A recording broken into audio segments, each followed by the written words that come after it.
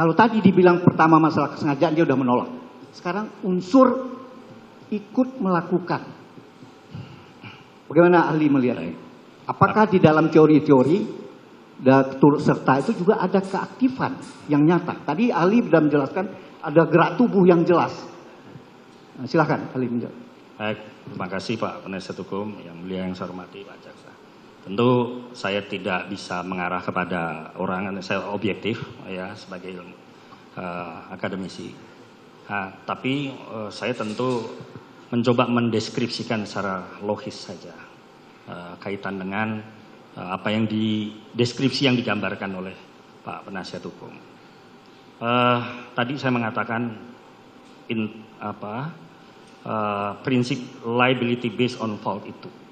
Ya, kata fault itu, kata salah itu. Ya, itu pastinya setiap orang dimulai dengan mental element must be present. Persoalan mental itu harus hadir dulu. Jadi kalau orang mau melakukan kejahatan tindak pidana yang sering disampaikan oleh para ilmuwan, apa yang disebut dengan mens rea itu, niat jahat itu, maka itu harus hadir. Jadi kalau ada sikap seseorang yang tidak mau mengikuti omongan seseorang, tidak mau mengikuti perintah seseorang, maka itu gambaran dari mental element. Ya, yang saya sebut must be present itu yang hadir. Kalau dia mengatakan siap, saya laksanakan, atau iya Pak, saya akan laksanakan. Tapi kalau dia mengatakan maaf Pak, saya tidak mau, saya menolak, itu mental element must be present yang menunjukkan mens rea-nya nggak ada. Kalau ini dikaitkan dengan niat untuk melakukan perbuatan jahat. Jadi gambaran saya prinsip committed element, committed mental element itu harus komit antara yang nyuruh sama yang disuruh, atau yang merintah sama yang diperintah. Mental elemennya ada di situ. Ya, kalau kata-katanya seperti itu dan kaitan dengan dampak, ya, apakah ini ada kaitannya dengan Van Head instrumen, ada nggak kaitannya dengan alat? Ini akan berbeda dengan misalnya memerintahkan, tolong ambilkan pistol, tolong ambilkan, sediakan racun, dan sebagainya. Kira-kira itu gambaran yang saya berikan yang mulia, yang Pak Penasihat Hukum yang saya hormati.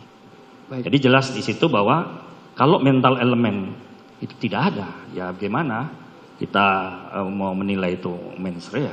Kemudian bagaimana kita menilai bahwa dia masih diminta memanggil seseorang, ajudan juga. Walaupun dia masih dalam keadaan bingung, dalam keadaan apa benar, apakah akan diklarifikasi dan di mana akan dilakukan. Dia belum sampai sejauh itu. Iya. Nah, kondisi dia memanggil itu, dan kebetulan kan dia juga masih anak buah, pegawai. Apakah itu merupakan bagian dari aktivitas dia membantu atau apa? Ya saya rasa tidak Pak. Jadi saya sebutkan itu mental element itu kaitan dengan causa and effect tadi. Penyebab yang menimbulkan efek enggak? Ya, nah, saya memberikan contoh tadi apa bentuknya Van Head instrumen itu alat apa yang diminta yang punya dampak terhadap kematian. Kan ini kan tuduhannya kaitan dengan kematian. Gitu. Jadi secara instrumentalis itu tidak, ya. Apalagi kalau secara fisik diwujudkan willingly body, gerakan tubuhnya. Misalnya, kalau seseorang dia tahu bahwa atasannya akan menembak, dia memegangi korbannya misalnya. Dia memegang korban. Itu willingness body, gerakan tubuh yang menunjukkan ya causal relation, ya, hubungan yang secara kausalitas kelihatan.